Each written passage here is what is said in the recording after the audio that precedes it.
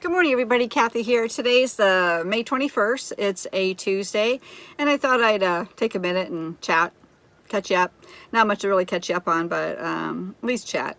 I get asked quite a bit from friends and family, questions about my lifestyle choice and living in an RV and that type of stuff. And I belong to several RV groups, RV newbie groups, and just for women only type groups on Facebook for RVing and camping.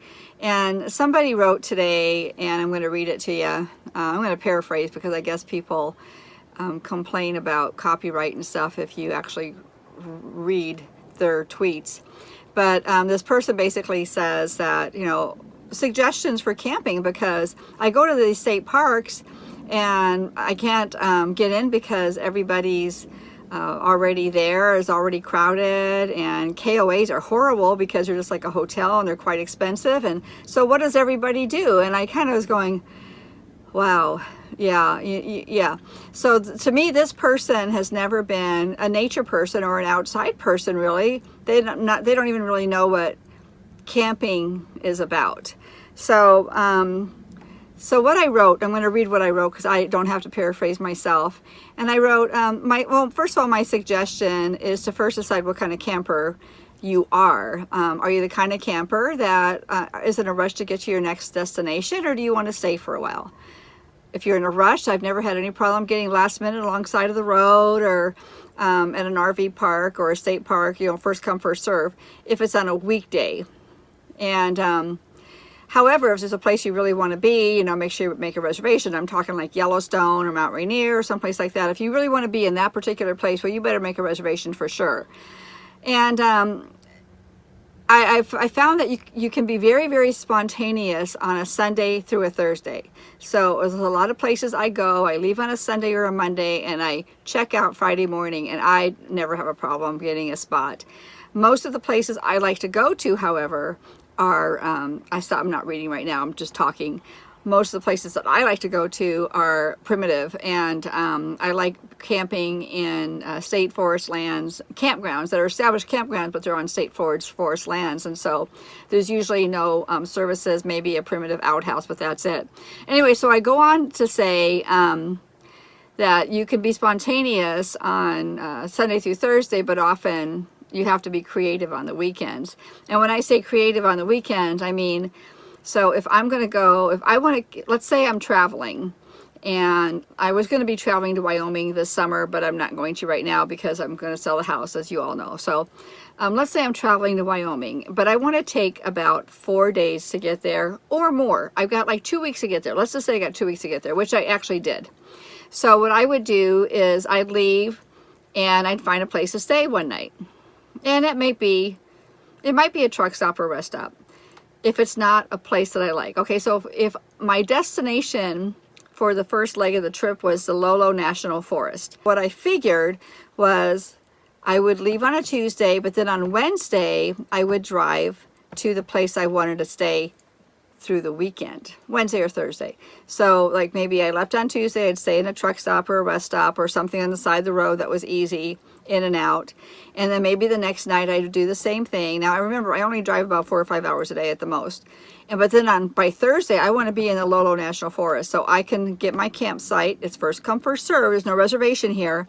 First come, first serve, get my campsite, and I'm there for the weekend, because you know what? If I get there on a Friday night or a Saturday night, or even a Saturday morning early, chances are I will not have a site. It'd be too crowded, right? Okay, so back to reading this. So I get to solve that issue. This is what I do. I get to my first come, first serve park on a weekday, and I stay through the weekend. If you just want to be spontaneous, head for a state or national forest and boondock. It sounds like you are worried about services such as water. And I write, so I'm writing, don't be. Be sure to fill your tanks and bring your drinking water, approximately 2 gallons per person per day. You all know that. And be really frugal with water. This is not the time for a long hot shower. It's not the time to let your water run while you're brushing your teeth. It's just about planning. Truly, it is. It's just planning. How many days you're going to be gone, how much water you're going to use, and, what do I need while I'm there? and I also add, check out YouTube for a ton of boondocking ideas, on Amazon for a plethora of books on the subject of boondocking. And that's what I'm telling you guys too. If you have questions about boondocking, if you don't know how to do it, if you're not a tent camper, but you're kind of wavering on, well, maybe you are thinking about getting a, you know, just moving right from your stick and brick and buying an RV and going and boondocking for the rest of your life. Who knows? If that's your lifestyle choice, you're going to want to know this stuff. So go on to Amazon, go on to YouTube, and just research the hell out of it. I know you guys are already doing it because we've talked about that. Go to YouTube. But I'm just basically talking about what I wrote here in one of my group sites. The other thing on the same subject is a friend of mine recently was looking for a travel trailer. He's 70-ish years old. He has not camped, has not tent camped at all since he was a kid, like maybe 11. Him and his dad would go camping and go fishing, probably sleep in the truck or something, or in a tent. Great. Well, he was looking for a rig with all the bells and whistles. I mean, solar, you name it. He had a lot of stuff he wanted to have in this rig, right? And we finally, I mean, I was trying to help him and give him the best advice I can. And he's a foo-foo kind of guy. He has a lot of, he's, you know, he's well off. He's got lots of pretty cars and house on the beach and, you know, all that cool stuff. So he wants things really nice, okay? So what I explained to him, just like I said a second ago, is figure out what kind of camper you are. Okay, so are you the camper who wants to watch HBO? Well, he is. He's got a TV. He got 2 TVs in this RV he bought. Okay, are you the kind of camper that can go without electricity or running water for a little while? I'm not too sure about him on that one. So ask yourself these things. For myself, I was already a tent camper way before I got the RV. I had tent camped for a long time. I can't even think how many years. Tent camped and or backpacked and hiked for many, many years. And so for me, the transition became more of a necessary thing because as I aged, it got harder for me to set up the cot because initially I was sleeping in a 2-man tent on the ground.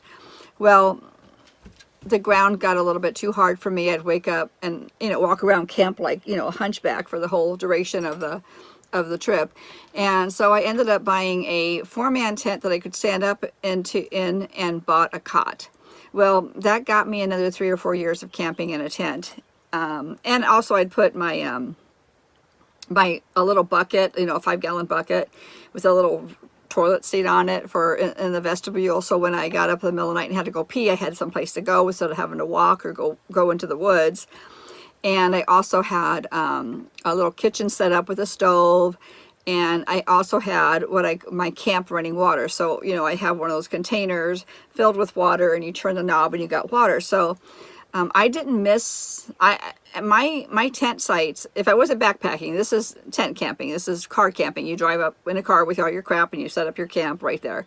Backpacking is a different story, and I'm not going to go there. There's somebody out there in YouTube land who does backpacking really good. Listen to her. She's got it down. If you're interested in backpacking, PM me. I will tell you who that is if you're interested in backpacking. She's the one to watch. I don't do it anymore. Not physically capable, I'm sure of it. I mean, just walking around, holding the gimbal, the selfie stick as I try to talk to you guys just throw me completely out of breath. I'm totally unfit at this time in my life. And that's another day, another story altogether. So anyway, I would have everything set up for camping outside while I was in a tent. So when I had to progress to the RV, and I say have to, part of it is have to because I no longer was tent camping. I didn't tent camp until I bought the RV for probably 6 years. I had not tent camped. I was spending a lot of money going to parks and staying in cabins and yurts, so not necessarily great, but I loved it anyway. As long as I could be in nature, I was happy. So having that background made it an easy transition for me to move into my RV. So I look at my RV as a warm, dry place to sleep, a place to cook if it's too cold outside to cook, a place, you know, again, to get out of the weather, and a place to, what else? Oh, use the restroom. I got a restroom and I got a shower. So that's what I use it for. So if I'm camping and I've got, you know, moderate to decent weather, I'm outside. I'm cooking outside. I'm eating outside. I'm reading outside. Everything is outside. If I got to go potty, I consider my options. Do I have a restroom nearby to walk to or not? If I don't, I just use this one. If I do, I use that one. If I want to take a shower, again, I consider my resources. If I'm in a park that's got a shower, you damn right, I'm taking a shower in that park. I'm not taking one in my RV because it's too much trouble. If I'm hooked up to services like, you know, electricity and water, well, I have a process for that, if I'm going to take a shower inside or not, and I'll explain that another day. But I use those services. If I'm paying for those services, I am using those services, right? The primitive campgrounds that I like to stay at often only have a pit toilet and maybe 1 or 2 things of running water, and that's fine. I have no problem with that. And so really, in summary, figure out the kind of camper you are, figure out what your needs are. So it's a personal thing. It's not about me or what I'm doing or anybody else out there in YouTube land's doing. It's about what makes you comfortable, what is easy for you. And I'm not putting anybody down, even like my friend who's a foo-foo camper. I call him foo-foo because he's a foo-foo camper. He likes all the amenities. He wants to be able to have HBO and he wants Wi-Fi. And he doesn't mind being in one of those stack and rack sardine can kind of RV parks. I do. I don't want to be in those unless, or I have to, you know, dump and do laundry and that. Then I'll break down and go to them like, you know, once or twice a month. Or I should say 2 to 4 times a month, depending on my needs. So figuring that out is key. And then figuring out if you decide you're going to try dry camping or boondocking, don't do it for a week. Do it for 2 days. See if, you know, you go with 2 people, 2 gallons per person per water of drinking water. Then now you need washing water. Well, 2 days I could do with the 3-gallon thing with running water. I'd be fine with that. I wouldn't need any more water than that. Now, if you have an RV, I've got, I think, 38-gallon or 40-gallon, I can't remember, 48-gallon, something like that, water container underneath here. And which you've heard about before, and I can make it last if I'm careful, and I know I have ways of filling it. I've showed you that. So think about what your needs are. Are you happy reading a paperback novel? Can you do without TV? I'm pretty lucky because I have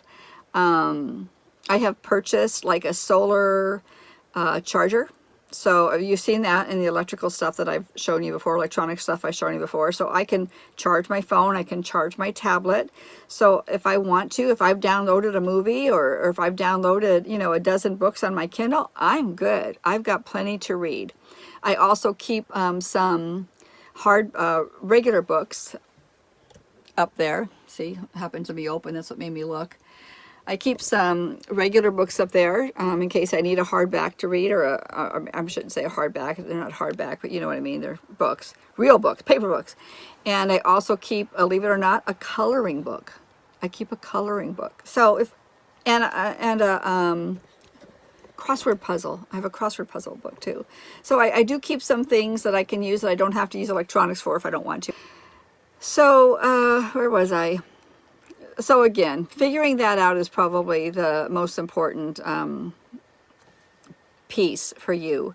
If you're trying to figure out if you're a dry camper, a boondocker, or, and I don't mean any disrespect, or if you're a foo-foo camper. I have a little story. Richard and I've talked to you about Richard before. He's a friend of mine who passed away in 2011, my best friend forever. He was my rainy day friend and my hiking partner, my camping partner, and he was just a wonderful, wonderful man. And I miss him every day. I think about him, but that's kind of beside the point.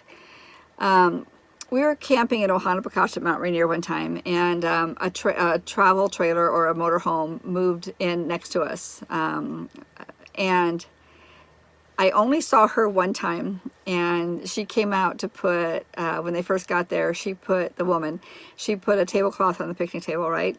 And then I only saw the man when he'd opened the door. This is for 2 days. I only saw her once. I only saw the man she was with open the door and spit, you know, that, bring up all that phlegm and, you know, big spit there. And I remember Richard and I talking about that. I go, I don't want to be that person. I come out here because I want to sit in my chair. I want to look out at that river. I want to drink my drink and eat my food, take morning hikes. That's why I come here. I don't come to sit inside. Otherwise, I'd stay home. You know, I could make my garage into a little RV and sit in there if I wanted some small space, or go buy a shed or something. So that kind of really turned me off to RVs at that point in time. But I was still young enough, and I was still tent camping and backpacking, and I was okay. And I never thought I'd ever buy an RV, you know. And then if I thought about buying an RV, I said, well, I'll buy one of those little teardrops. So all I got to do is, I got a little kitchen in the back, and I just jump in my bed when I'm ready to go to bed, and that's it. Because as I said, as time, you get older, and things are a little bit harder to do, especially by yourself. And but anyway, that was kind of a, you know, oh my gosh, is that what people do in their motorhomes and their RVs? Really? Not me, not for me. So I hope that kind of, you know, helped a little bit. And if you're on the fence, if you think you know, if you think you want to do this lifestyle, if you think you know, you want to get an RV or something else, think about it. And yes, that's my opinion, and we all have them, right? There you go. I think that's it for now. Take care, everybody. Have a great day, and I'll talk to you soon. Bye.